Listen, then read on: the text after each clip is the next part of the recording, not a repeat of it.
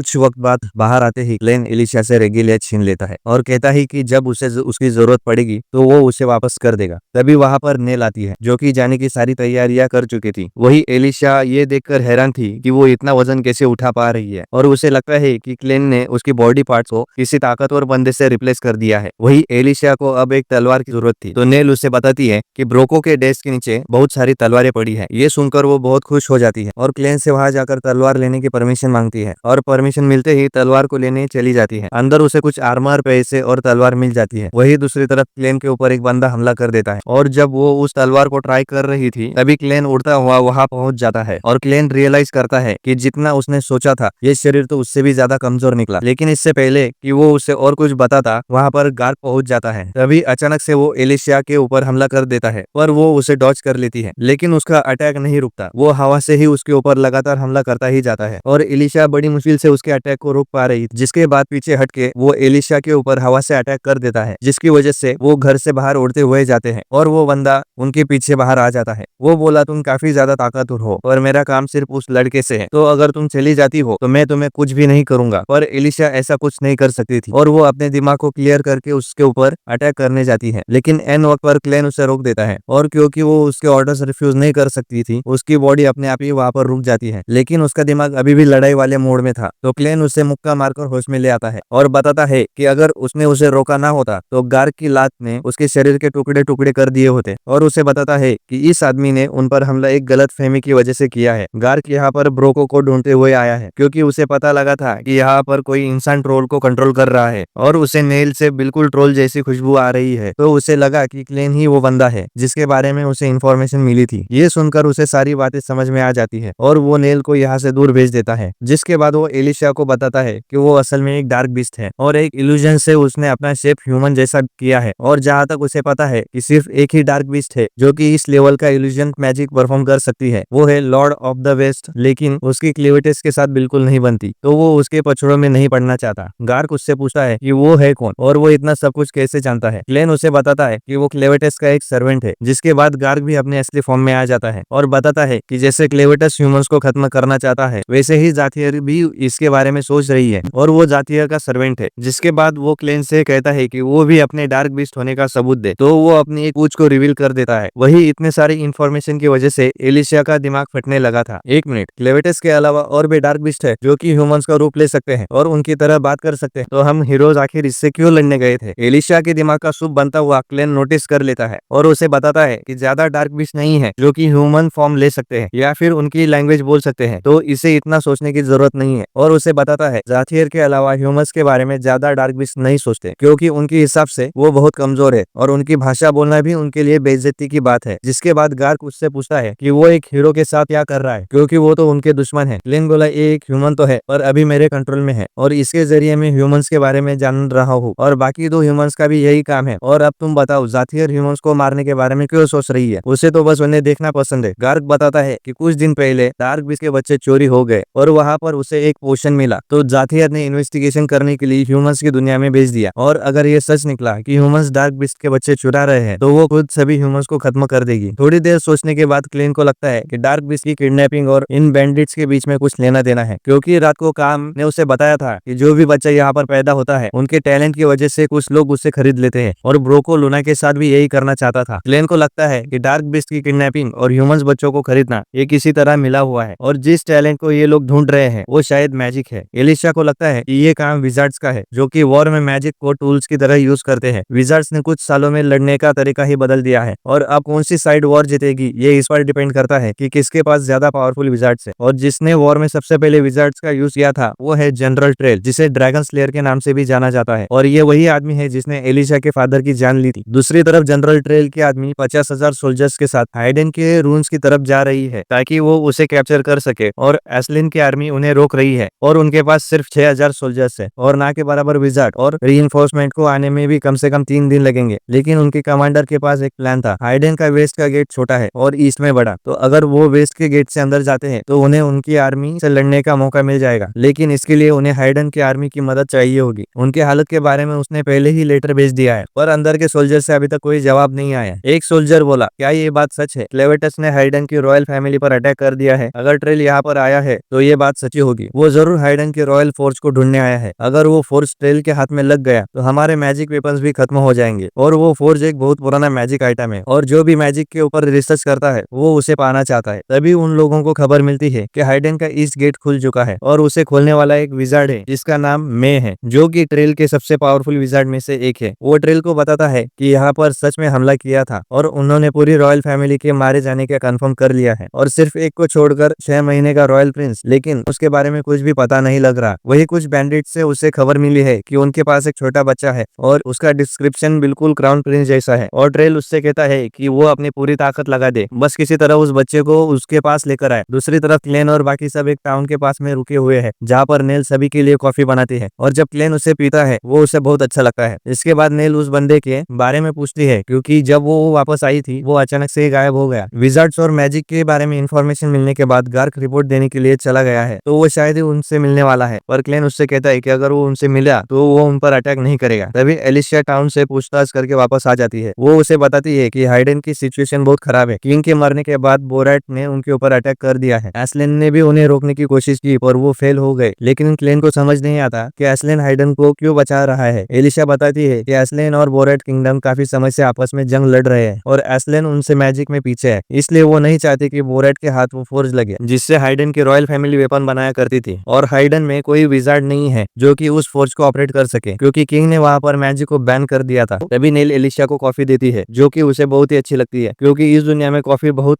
Rare है। इसके बाद नेल लूना को दूध पिलाने ले जाती है, और एलिशा उसकी तारीफ करने लगती है, जो सुनकर क्लेन को लगता है कि वो उसे पसंद करती है, और वो उसे किसी भी प्रकार की चुम्मा चाटी करने से मना करता है। ये सुन के एलिशा उस पर चिल्लाने लगती है, और कहती है कि वो ऐसा कुछ भी नहीं सोच रही थी, और उसे मेन प्रॉब्लम पर ध्यान देना चाहिए। अगर बोरेट फोर्स को भी ले आते हैं तो बिना रॉयल ब्लड के वो फोर्स को ढंग से यूज नहीं कर पाएंगे, लेकिन अगर ऐसा ही चलता रहा तो हाइडन पूरी तरह से खत्म हो जाएगा। क्लेन बोला, और इससे क्या फर्क पड़ता है, मुझे तो बस लूना को किंग बनाना है। एलिशा उसे समझाती है, अगर बोलेट ने वहां पर कब्जा कर लिया तो लूना कभी भी किंग नहीं बन पाएगा, और हाइडन के रॉयल ब्लड बहुत ज्यादा रेयर होता है, तो लोग उसे देखते ही पहचान जाएंगे, और प्योर रॉयल ब्लड हाइडन के अंदर आर्केनसाइट को इफेक्टिवली रिफाइन करने का सीक्रेट है। इसलिए उन्होंने ड्रैगन स्लेयर ट्रेल को इन सब का लीडर बनाया है, जो कि लूना को पाने के लिए कुछ भी कर सकता है। ट्रेल और उसके फादर दोस्त हुआ करते थे, लेकिन रिटायरमेंट के बाद भी एक दिन अचानक से ही ट्रेल उनके पास आ गया और उनकी जान ले ली, सिर्फ ये साबित करने के लिए कि सबसे बेहतर शॉट्समैन वो है। पर वो यहीं पर नहीं रुकता, ट्रेल उनके घर को भी जला देता है। ये सब देखकर एलिशिया को गुस्सा आ जाता है, और वो अपने फादर की तलवार उठाने वाली थी, लेकिन उसका फादर उसे रोक देता है, क्योंकि अगर उसने तलवार उठा ली तो ट्रेल उसे भी मारने से कतराएगा नहीं, और वो मरते वक्त उससे कहता है कि वो बदले के पीछे ना जाए, बल्कि एक ऐसी हीरो बने जो लोगों को बचाती है। और एलिशिया क्लेन से कहती है कि अगर वो अपने प्लान को सक्सेसफुल होता हुआ देखना चाहता है तो उसे हाइडन को बचाना ही होगा। इसके लिए क्लेन तैयार हो जाता है, और एलिशिया भी उसके साथ जाना चाहती थी, पर क्लेन उसे मना कर देता है, क्योंकि अगर लोगों को पता लगा कि एक बीस्ट के साथ ह्यूमन काम कर रहा है तो उसका प्लान फेल हो सकता है, और अगर विजार्ड सच में बीस्ट के बच्चों को चुरा रहे हैं तो वो इस जानकारी से वहां पर इंटरफेयर कर सकता है, और इससे उसे विजार्ड की ताकत का भी पता लग जाएगा। मैं जानता हूँ कि तुम अपने फादर का बदला लेना चाहती हो, पर ये तुम्हारी लड़ाई नहीं है। वैसे भी तुमने अपने फादर से वादा किया था कि तुम बदला नहीं लोगी। एलिशा बोली, मेरे फादर ने कहा था कि ट्रेल से लड़ने की वजह से वॉर छिड़ सकती है, और ऐसा कोई हीरो नहीं करेगा, पर मैंने कब का हीरो बनना छोड़ दिया है। वैसे भी मैं बस एक जिंदा लाश हूँ जो कि डार्क ब्लड पे चल रही है, तो मैं अपने फादर का बदला ले सकती हूँ। क्लेन बोला, तुमने हीरो बनना छोड़ दिया, तुम्हारे हिसाब से एक हीरो क्या होता है? तुम भले ही खुद को हीरो ना समझती हो, पर मुझे यकीन है कि तुम नेल के लिए एक हीरो हो। तुम्हारी वजह से उसकी जिंदगी इतनी बेहतर हुई है। एलिशा रियलाइज करती है कि वो सच कह रहा है, और पीछे रहने के लिए मान जाती है, जिसके बाद क्लेन ट्रांसफॉर्म होकर बोलेट की आर्मी की तरफ जाने लगता है। वही बोलेट की आर्मी ने हाइडन के एक और किले को डिस्ट्रॉय कर दिया है। वही एस्लिन के सोल्जर्स अभी भी उनका पीछा ही कर रहे हैं, और उनके पीछे पीछे वो बंदा भी है जो कि लूना को ढूंढता हुआ हाइडन किंगडम में गया था। दूसरी तरफ एलिशा और नेल उस टाउन में पहुंच जाते हैं जहां लोगों की भीड़ एक बैंडिट को मार रही थी, और वो ब्रोको का साथी था। वही नेल अभी भी उन बैंडिट से डरती थी, तो एलिशा उसे वहां से ले जाती है, और उस शहर के लोगों ने जो भी बैंडिट देखा था उन्हें फांसी पर लटका दिया है। लेकिन जो भी उनके आसपास हो रहा है वो उससे काफी परेशान हो गए हैं। पहले क्लेवेटस का अटैक, फिर बोलेट आर्मी का अटैक, और अब जायंट ऑक्टोपस मॉन्स्टर, और वो लोग कसम खा रहे हैं कि वो खुद के टाउन को प्रोटेक्ट करेंगे। दूसरी तरफ एलिशा नेल से कहती है कि वो उसे हीरो कहकर ना बुलाए, और जैसे ही वो होटल के अंदर जाते हैं, दो बंदे उनसे पूछताछ करने लगते हैं क्योंकि उन दोनों के पास हथियार थे। और तभी उनकी माँ वहां आ जाती है और कहती है कि जिस तरह की चीजें चल रही है, लोगों के पास हथियार होना नॉर्मल है, और अपने बच्चों को डांटने लगती है और अपना नाम कारी बताती है। वो उस बच्चे को देखकर पहचान जाती है कि वो हाइडन का प्योर ब्लड है। वो उनसे पूछती है कि वो यहाँ क्या कर रहे हैं, और उनके जवाब पर ही डिसाइड होगा कि वो उनके साथ क्या करेंगे। एलिशा कहती है कि वो उस बच्चे के गार्ड्स है और किसी भी हाल में उस बच्चे को बचाना चाहते हैं। कारी को उनकी स्टोरी पर यकीन हो जाता है और कुछ पैसों के बदले वो उन्हें एक रूम दे देती है, और वो अपने बेटे से कहती है कि वो उनका सामान ऊपर पहुंचा दे। पर जब वो नेल का सामान उठाने लगते हैं, वो उन्हें बहुत ज्यादा भारी लगती है और नेल अकेले उठा रही थी। उसे उठाने के लिए दो हटे कटे मुस्टंडे लगते हैं। इसके बाद वो रूम में पहुंच जाती है, लेकिन वहाँ खिड़की से एक स्पाइडर उन्हें देख रहा था, जिसे कि विजार्ड में कंट्रोल कर रहा है। और हम देखते हैं कि वो अपने सोल्जर्स और इंसेक्ट्स के साथ उस टाउन के बाहर पहुंच चुका है। वही नेल और एलिशा लूना के पहले दांत को देखकर बड़े खुश हो रहे थे। तभी कारी उन्हें खाना खाने के लिए बुलाने आती है। एलिशा जब नीचे खाना खाने जाती है, तभी लोग लेविटस और हीरोज की लड़ाई के बारे में बात कर रहे थे, जहाँ सबके सब हीरोज की बेइज्जती करने में लगे हैं और कहते हैं कि हाइडन में जो कुछ भी हुआ, इस सब का जिम्मेदार हीरोज ही है। एलिशा रियलाइज करती है कि यहाँ पर हीरोज की कोई इज्जत नहीं है, और वो चुपचाप खाना लेकर ऊपर जाने लगती है। तभी खिड़की से कोई चीज अंदर आती है, जो कि ट्रांसफॉर्म होकर एक बड़े मॉन्स्टर में बदल जाती है। नॉर्मल इंसेक्ट नहीं है, ये डार्क बीस्ट फॉरेस्ट से आया है, तो इसकी ताकत कई डार्क बीस्ट के बराबर है। एक बंदा ये सब देख डर के वहां से बाहर चला जाता है, पर मैंने पहले ही उस पूरे एरिया को कीड़ों से घेर लिया था, तो बाहर जाने के बाद वो उन्हीं कीड़ों का खाना बन जाता है। मैं उन्हें बताता है कि उसने पूरे टाउन को चारों तरफ से घेर लिया है, तो जब तक उसका मिशन पूरा नहीं हो जाता, कोई भी यहाँ से नहीं जा सकता। कारी उससे पूछती है कि वो कौन है, तो वो बताता है कि वो ट्रेल आर्मी का सुप्रीम विजार्ड है, और वो यहाँ पर एक कंफर्म करने आया है कि जो हाइडन का बच्चा यहाँ पर है, उसमें रॉयल ब्लड है या फिर नहीं। तभी एलिशा को नेल के चिल्लाने की आवाज आती है, और हमें पता चलता है कि मैंने पहले ही वहां पर अपने सब ऑर्डिनेट को भेज दिया था, जिसका नाम ने है, जिसने बेड फ्रेम्स की मदद से नेल को दीवार में दबा रखा है। ने के अटैक की वजह से लूना रोने लगता है।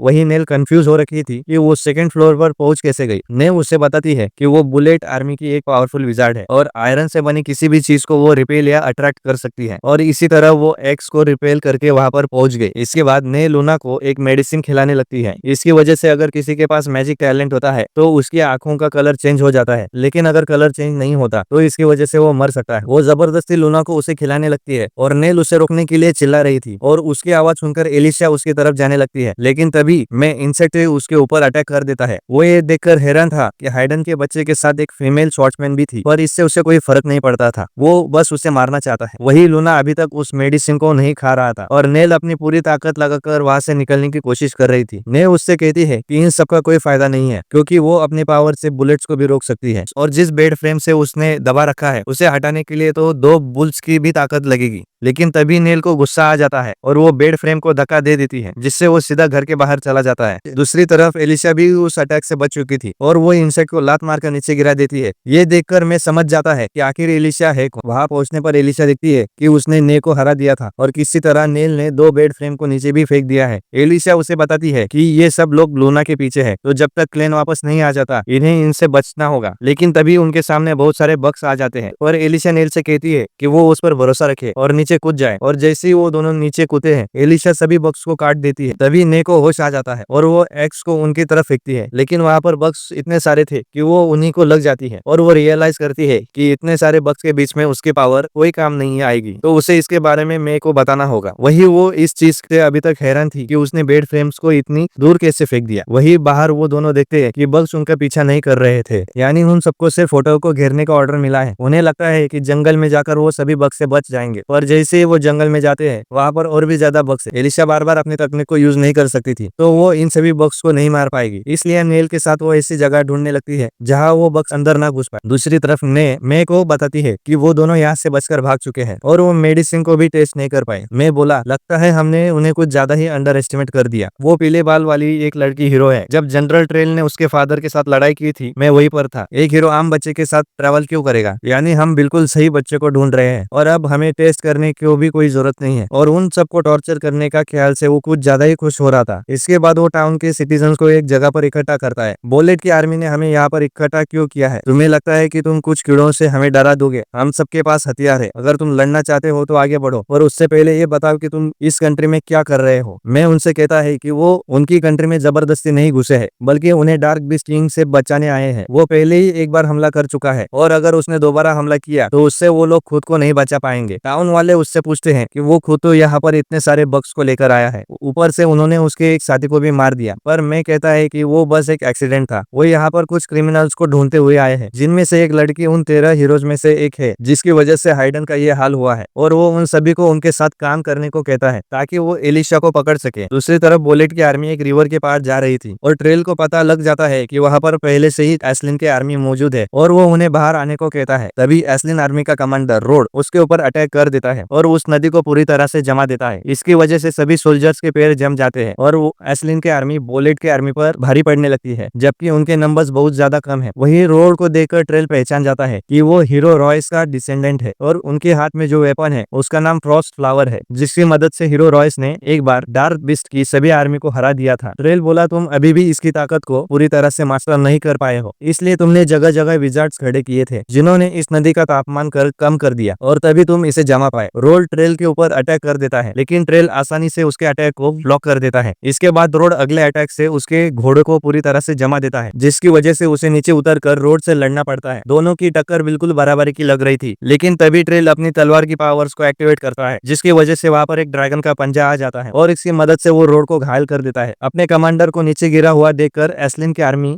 उसकी मदद करने जाने लगती है, लेकिन ट्रेल उनके ऊपर भी अटैक करने लगता है, और वो एस्लिन की आर्मी के साथ अपनी आर्मी की भी उड़ा देता है। और वो कहता है कि जो लोग दुनिया की जंजीरों को नहीं तोड़ सकते और यहाँ से आगे बढ़ने लायक ताकतवर नहीं है, उन्हें दुनिया के पार जाने का कोई हक नहीं है। रोड कंफ्यूज हो रखा था कि आखिर वो कहना क्या चाहता है और वो किन जंजीरों के बारे में बात कर रहा है। तो ट्रेल उसे बताता है कि उसका गोल हीरोज के लीडर्स को डिस्ट्रॉय करना है। उन्हीं लेजेंड्स की वजह से तो वो ऐसे अपोनेंट से लड़ने जाते हैं जिन्हें हराना नामुमकिन है, और वो उसी चीज को बदलना चाहता है। ट्रेल रोड को जिंदा छोड़कर वहां से चला जाता है, क्योंकि वो एक वर्ती अपोनेंट था, और अब तक वो भी समझ गया होगा कि वो ट्रेल को नहीं हरा सकता। ट्रेल अपने आर्मी के साथ वहां से जाने लगता है, लेकिन तभी वहां पर क्लेवेटस पहुंच जाता है। साउथ के बीच लॉर्ड को देखकर उन सबकी डर के मारे बुरी हालत हो जाती है। उसे देखकर क्लेवेटस पहचान जाता है कि वही ट्रेल है। उसने पूछा, जिस मैजिक को तुम यूज कर रहे हो वो कहाँ से आया है? वही ह्यूमंस और डार्क बीस्ट के बच्चों को चुरा रहा है, और इसका लेना देना उस मैजिक से है जिसे तुम यूज करते हो। ट्रेल बोला, तुम सच में सिर्फ मेरे से ये सवाल पूछने आए थे? मुझे लगा था कि लॉर्ड ऑफ द बीस्ट को कुछ और काम भी होगा। वो बोला, अगर मेरी टेरिटरी में कोई घुसपैठ करता है उसे सजा देना भी मेरा काम है, यही इस दुनिया का लॉ है। ट्रेल उससे पूछता है कि उसे किसने हक दिया इस दुनिया के लॉ को डिसाइड करने का, लेकिन उसकी बकबक से एक क्लेवेटस को गुस्सा आ चुका था, और वो अपनी टेल से उसे उठाकर हवा में ले आता है। ट्रेल बोला, मुझे पता था तुम वापस जरूर आओगे, इसलिए मैंने ये स्पेल बनाई है ताकि मैं तुम्हें सील कर सकूं। जिसके बाद वो prison of the dark blue spell को कास्ट करता है, और उसकी बॉडी सैक्रिफाइस होकर ब्लड में बदल जाती है, जो क्लेवेटस को चारों तरफ से घेर लेता है। जब सारी चीजें खत्म होती है, वहां पर सिर्फ ट्रेल की तलवार बचती है, और उसका खून जिसने क्लेवेटस को घेर कर रखा है। लेकिन ट्रेल मरा नहीं। ट्रेल को कास्ट करने से पहले उसने अपनी चेतना तलवार में डाल दिया था। अब उसके पास कोई इंसानी शरीर नहीं है, बल्कि उसका शरीर स्वॉर्ड के मैजिक से बना है, और उसे लगता है कि एक डार्क बीस्ट लॉर्ड भी उसके स्पेल से नहीं बच सकता। जिसके बाद वो क्लेवेटस को मरने के लिए वही छोड़कर अपने आर्मी के साथ जाने लगता है। वही एलिशा और नेल छुपने की जगह ढूंढ रहे थे। तभी एलिशा को लगता है कि कुछ गड़बड़ है, और हम देखते हैं कि टाउन के सभी लोग उन दोनों को ढूंढने निकल